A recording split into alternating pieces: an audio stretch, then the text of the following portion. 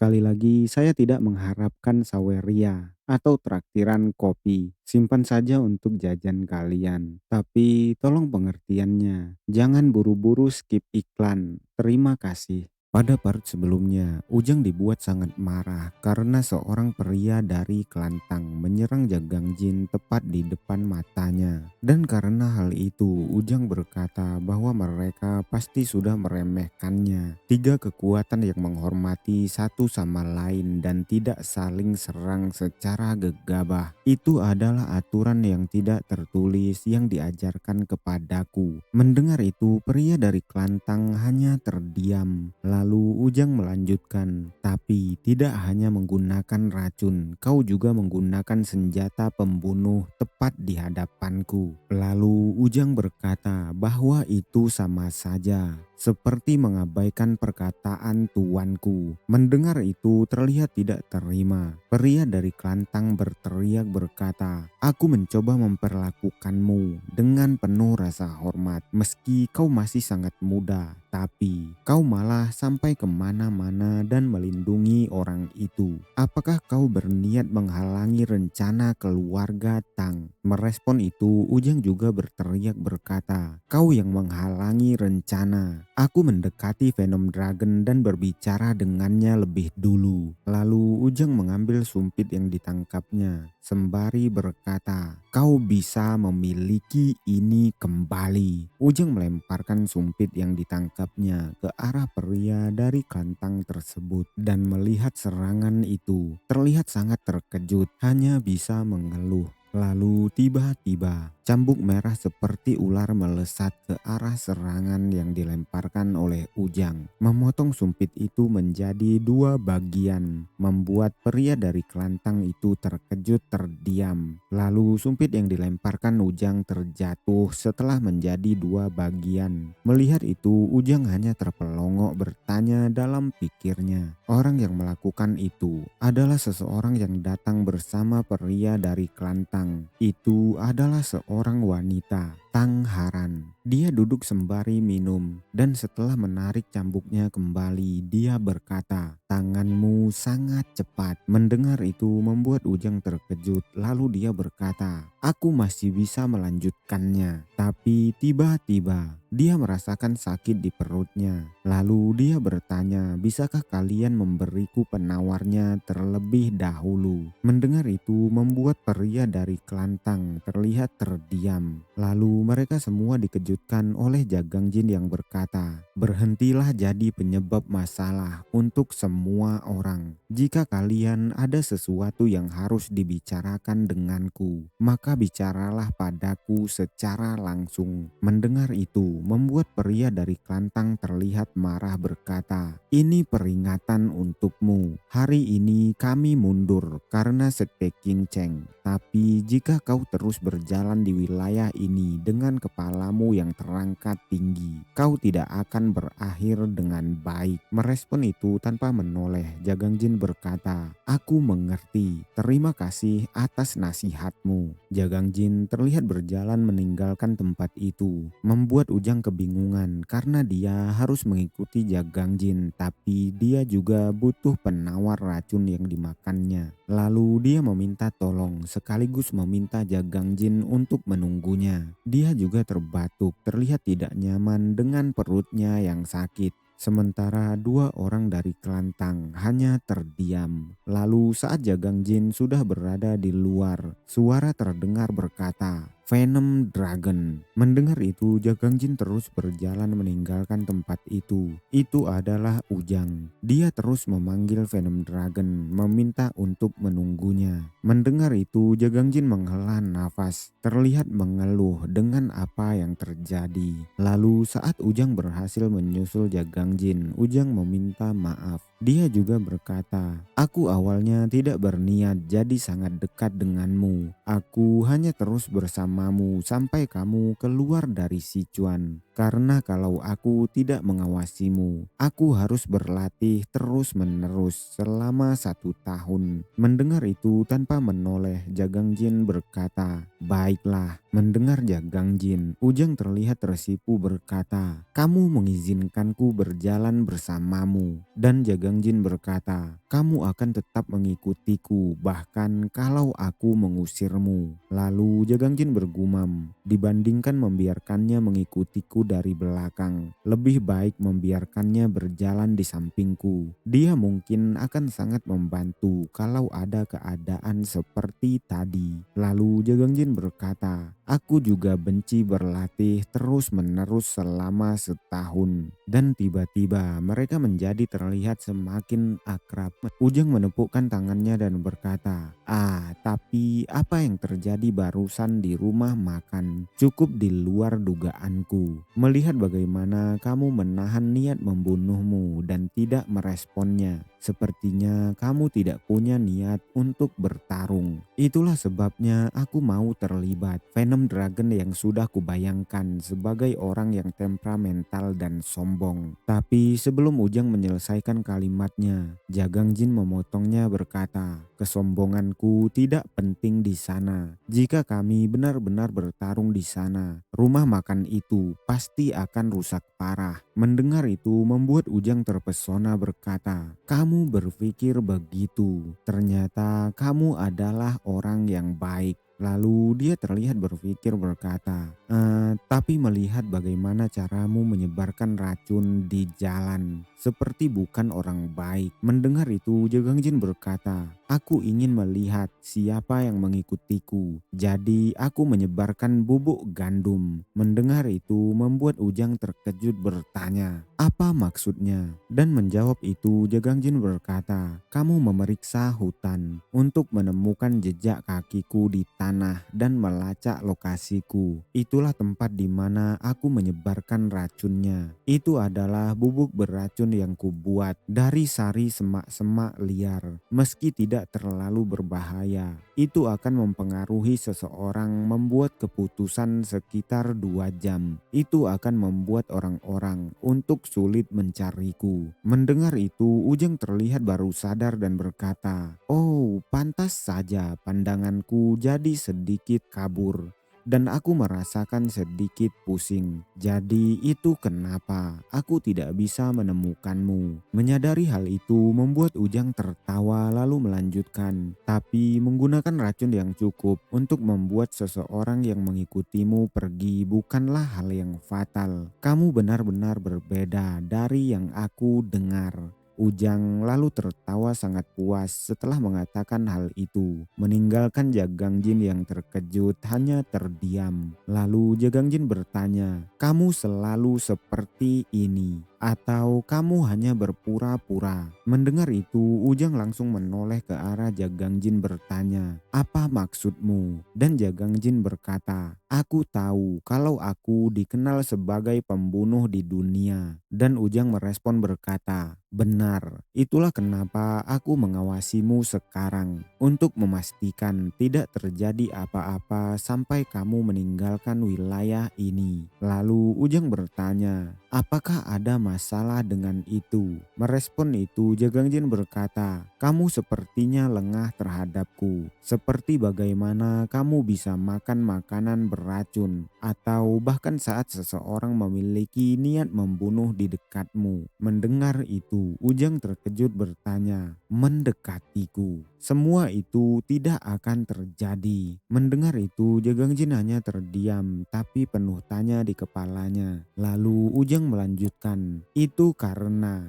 di Sichuan tidak ada yang berani membahayakan murid dari sekte King Cheng." Mendengar itu membuat Jagang Jin terkejut dan Ujang melanjutkan, "Kalau seseorang berani macam-macam kepada kami, mereka harus bersiap. Keluarga mereka akan musnah." Mendengar itu Jagang Jin masih terdiam. Lalu dia bergumam, "Aku sudah bertahan di neraka itu selama 8 tahun. Sambil berpikir soal balas dendam. Itu terjadi padaku dan sekte obat karena kami tidak berdaya. Tapi situasi untuk orang yang ada di sini benar-benar berkebalikan. Hanya seperti seorang ibu yang menjaga anaknya. Dia dilindungi oleh sekte dan tuannya. Apa itu sebabnya dia sangat riang dan tidak memikirkan apa yang terjadi di sekitarnya. Jagang Jin terlihat merenung, lalu memejamkan matanya dan melanjutkan, "Aku iri padanya." Melihat Jagang Jin yang terlihat sedih, Ujang mendekatkan wajahnya dan berkata, "Apakah kamu khawatir denganku? Kalau akan ada orang yang menyerangku, kamu memang benar-benar orang yang baik." Lalu Ujang tertawa. Mendengar itu, Jagang Jin yang masih merenung hanya terdiam. Lalu sembari melanjutkan perjalanan, Jagang Jin berkata, "Mataharinya sebentar lagi terbenam, jadi kita harus cepat." Sedangkan jauh di belakang mereka, dua orang dari Klantang terlihat kebingungan hanya bisa berdecak cih lalu berkata, "Sepertinya bocah King Cheng itu mengawal Venom Dragon dengan mengikutinya." Merespon itu Tangharan berkata, "Risim ora boni, itu akan jadi buruk jika kita tidak melakukan apapun padanya. Bahkan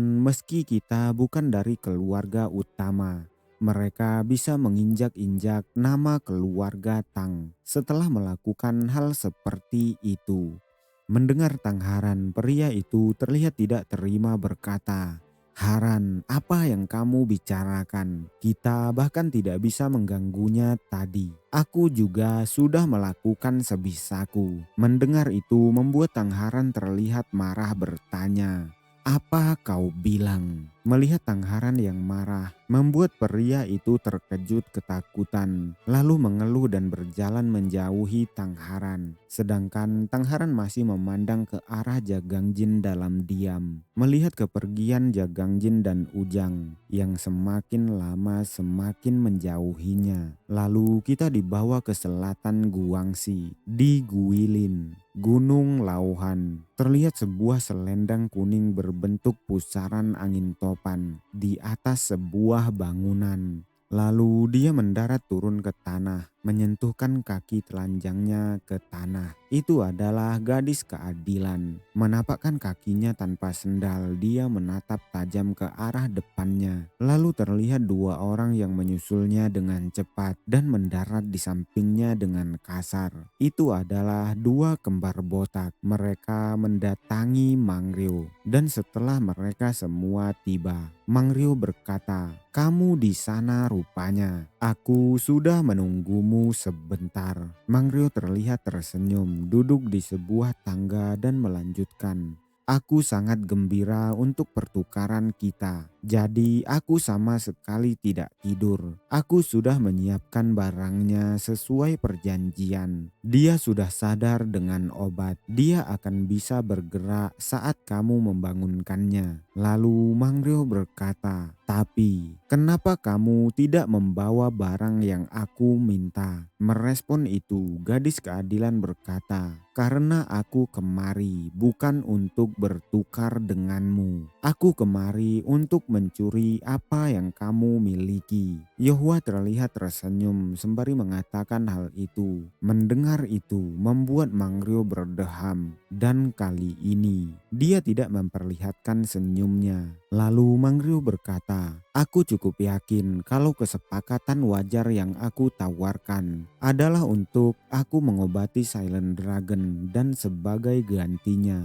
mendapatkan Jagang Jin, bocah sialan itu." Dia mengangkat tangannya dan melanjutkan, "Tapi sekarang kau bilang kau kemari untuk mencuri dariku. Bukankah itu berbeda dengan yang sudah kita bicarakan?" Gadis keadilan tak tergoyahkan. Seorang seperti dirimu dengan sangat mudah mengingkari kata-katanya. Mengecewakan sekali. Dan merespon itu Yohua berkata, "Aku tidak tahu kau ingat ini atau tidak, tapi aku belum menyetujui tawaranmu." Mendengar itu membuat Mangrio tertawa dan bertanya, "Beginikah caramu? Apa kau sudah terikat pada bocah itu?" Merespon itu Yohua berkata, "Dia sudah memutuskan untuk berada di jalan yang berbeda dengan kita." Aku tidak bisa membiarkan seseorang yang tidak ada hubungannya terlibat di sini. Mendengar itu terlihat membelalakkan matanya. Mangryo bertanya, lalu kau membiarkannya pergi? Merespon itu, Yohwa berkata, aku juga tidak tahu apa yang terjadi padanya setelah dia pergi. Mendengar itu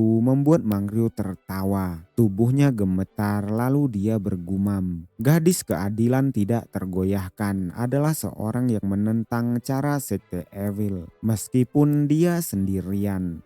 Dia tahu bocah sialan itu, Jagang Jin, akan dalam bahaya jika membawanya kemari. Jadi dia tidak melakukannya. Lalu Mangryo berkata, sudah kuduga. Dan dia bergumam lagi, rencanaku sudah benar. Aku memberikan Jagang Jin padanya agar Jagang Jin tetap bisa hidup. Lalu Mangryo terlihat gemetar dan berkata, kalau begitu ambillah Silent Dragon. Mendengar itu Yohwa hanya terdiam penuh tanya. Lalu dia bertanya, apa kau tidak akan melawan? Mendengar itu Mangryo menghela nafas dan berkata, aku bukanlah orang yang bisa menghentikanmu. Aku hanya datang kemari karena aku mempercayai keadilan keluarga dan jika kau merusak kepercayaan itu, tidak ada yang bisa aku lakukan. Merespon itu Yohwa bertanya, kau mencoba mempermalukanku. Merespon itu Mangryo berkata, sepertinya kau tahu saat kau salah, bawa dia dan cepat pergi karena aku harus berpikir bagaimana caraku bertahan hidup sekarang. Mendengar itu Yohwa berdeham, lalu dia berjalan mendekati Silent Dragon dan dia terdiam di depan Silent Dragon, melihat Silent Dragon yang hanya tertunduk di depannya. Tapi saat dia mengulurkan tangannya ke arah Silent Dragon, Silent Dragon tiba-tiba memanggilnya berkata, Sadong Yohwa. Membuat Yohwa sangat terkejut dan Silent Dragon tiba-tiba membuka matanya dan berjongkok terlihat bersiap memukul Yohwa. Tapi mereka tidak ada di level yang sama. Yohwa dengan cepat mencengkram wajahnya lalu membenturkan kepalanya ke lantai, membuat lantai menjadi hancur berlubang dengan kepala Silent Dragon. Dan setelah melakukan hal itu, Yohwa menoleh ke arah Mangryo dan berkata, Mangryo, dasar kau bajingan. Dan tepat setelah Yohwa mengatakan hal itu, telapak kaki Mangryo sudah berada di hadapannya, membuat Yohwa terkejut dan dengan refleks menangkap kaki Mangryo. Setelah menangkap kaki Mangryo, Yohwa berkata, dengan kekuatan seperti ini. Tapi sebelum Yohwa menyelesaikan kalimatnya, Mangryo tersenyum berkata, ini bukan hanya soal kekuatan. Kaki palsu Mangryo tiba-tiba mengeluarkan asap, membuat Yohwa terkejut, lalu bergumam bertanya, bau senjata api. Dan tiba-tiba kaki palsu Mangryo terbuka. Seperti lengan Iron Man mengeluarkan senjata dari dalamnya. Itu adalah 3 jarum beracun melesat cepat tepat di hadapan Yohwa. Membuat Yohwa yang terkejut hanya bisa terdiam dan melihat hal itu. 2 botak berteriak khawatir memanggil tuannya dan berkata, apa itu memang jebakan? Kita harus menyelamatkan tuan kita. Tapi saat mereka akan bergerak maju, sekelompok pemanah menembakkan panah mereka, membuat 2 botak terkejut dengan banyaknya anak panah yang melesat ke arah mereka. Melihat serangan itu, 2 botak langsung melirik ke arah serangan dan terlihat banyak siluet manusia dan salah satunya sudah mencabut pedangnya berkata, sekte Evil bajingan, kami tidak akan membiarkan kalian lolos kali ini. Lalu si botak berteriak bertanya, tuanku, apakah Anda baik-baik saja? Tempat ini telah dikepung. Anda harus cepat meninggalkan tempat ini, tuanku. Mendengar itu, Yohwa yang terlihat marah dengan jebakan Mangryo berkata, jadi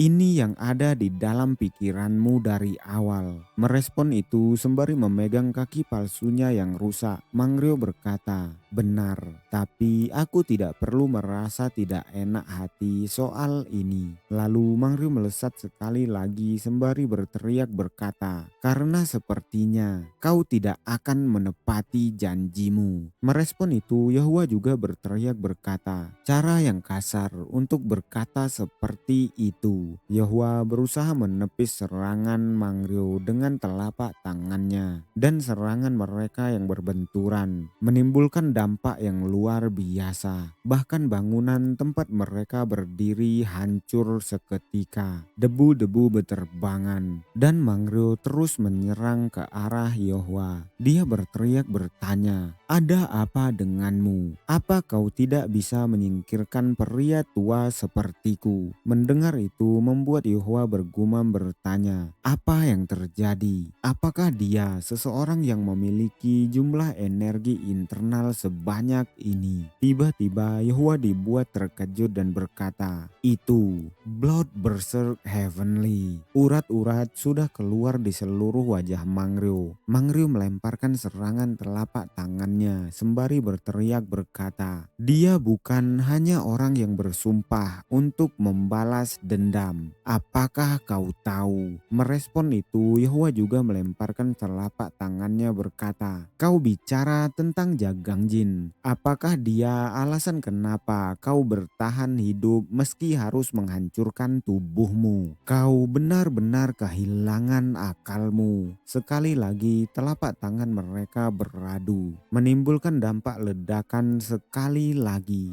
dan Mangrio terpental karena hal itu. Dan saat Mangrio mendarat, dia tertawa. Lalu dia berkata, "Pikiranku belum pernah berada di kondisi yang baik selama ini. Aku juga tidak tahu kenapa ini bisa terjadi. Berawal dari membalas dendam, tapi karena tidak berjalan lancar, aku kecewa. Dan suatu hal yang awalnya kulakukan demi bocah itu mulai meningkat dan bahkan menjadi lebih besar dari lautan." Mangrio terlihat sangat aneh dan melanjutkan, "Apa semua orang punya rasa seperti itu? Sesuatu yang ingin mereka miliki, sesuatu yang ingin mereka rasakan, dan sesuatu yang mereka impikan. Bocah itu begitu bagiku. Meskipun memiliki penutup mata kosong yang tidak bisa melihat apa-apa, dia selalu ingin melihatnya." Mangrio memegang penutup matanya dan berkata, "Ini, kau lihat." Mendengar itu membuat Yahua terkejut dan hanya melihat ke arah Mangrio. Lalu Mangrio bertanya, "Apa yang bersinar di mataku?" Mangrio membuka penutup matanya. Dia tersenyum sangat lebar. Sedangkan Yahua yang melihat itu terkejut lalu bergumam, "Cermin perunggu, sial, jangkauan penglihatanku." Lalu tiba-tiba Mangrio berteriak tertawa lalu berkata, "Kau bisa terperangkap dengan mudah. Sangat tidak pantas disebut ibu dari sekte Evil." Lalu Mangrio melesat maju berkata, "Sekarang." Dan Silent Dragon sudah berada di atas Yahua. Mencoba menebas Yahua, dia berteriak berkata, "Ini untukmu, Yahua Sadong." Sedangkan Yahua masih menutup matanya saat serangan Mangrio dan Silent Dragon sudah berada tepat di dekatnya. Tapi kekuatan Yahua tidak selemah itu. Dia memaksa membuka matanya lalu berkata, "Jet Cavern, Nine Illumination." Petir-petir keemasan mulai keluar dari bola matanya. Lalu dia melanjutkan, "Five Thunder Toad